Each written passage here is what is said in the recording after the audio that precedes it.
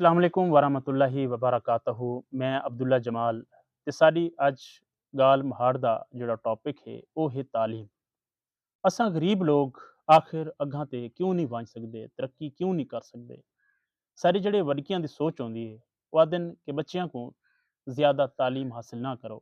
इसदी वजह क्या है, इसदी रीज़न क्या है कि जिहड़े पढ़ लिखे होंदे न उन्हां दी नौकरी नहीं लगदी। देखो, इल्म इक ज़ेवर है, इल्म एक एजा हथियार है जिहड़ा तुहाडे कोलों कोई नहीं छिक सकदा।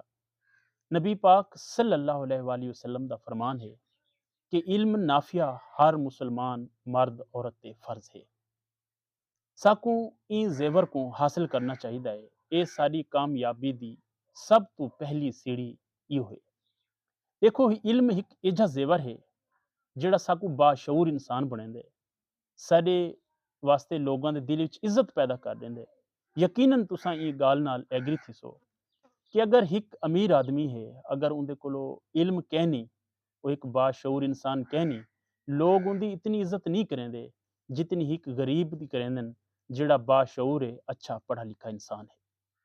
तो ई इल्म को साकू हासिल करना चाहिए है बगैर किसी तमा दे, बगैर किसी लालच दे, बगैर किसी नौकरी दे।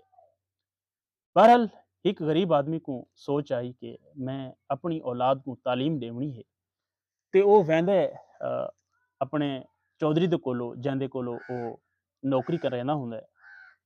ते वंज के को क्या आदा है, सही सुनिया है नाल दी बस्ती विच सरकारी मकतब खुला है, जिथ पढ़दे न बाल गरीबां दे, जिथ मुफ्त किताबां मिलदियां हिन, कोई फीस पढ़ाई दी नहीं लगदी।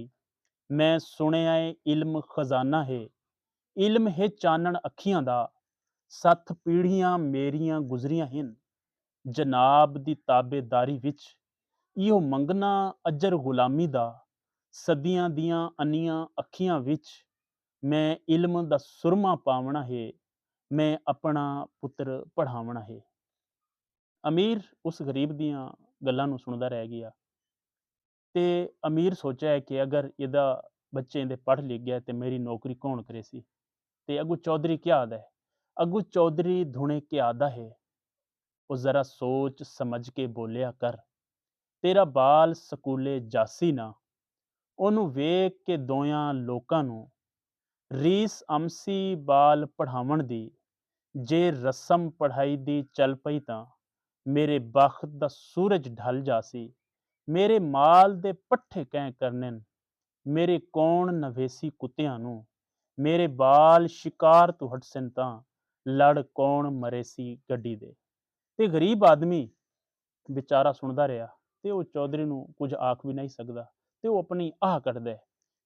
पल गरीब आदमी क्या आदा है, ਉਹਦੇ सुन के बोल हकारत दे, चुप करके घर ਨੂੰ रलिक पियों, रिया सावण वसदा अखियां दा, इहो सोच सुचेने रात गुजर गई।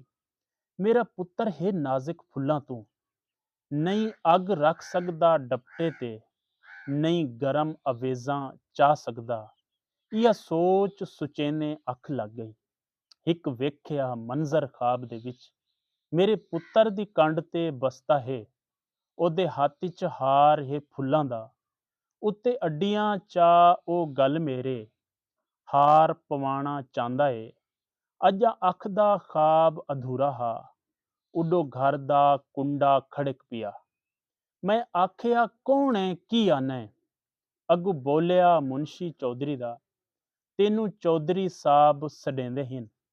ਉਹ मैं आखिया आखी अपने चौधरी नूं, मेरे पैर च लज दियां बेड़ियां हिन, मेरे हत्थ कोई मफलूज ते नहीं, सिर देसां हेठ तगारी दे, हाँ देसां चीर पहाड़ां दा, रुख देसां मोड़ समंदरां दा। मैं अजला डिडी चो डो लईए, मैं कहंदी नौकरी नहीं करनी, मैं अपना पुत्र पढ़ावना है।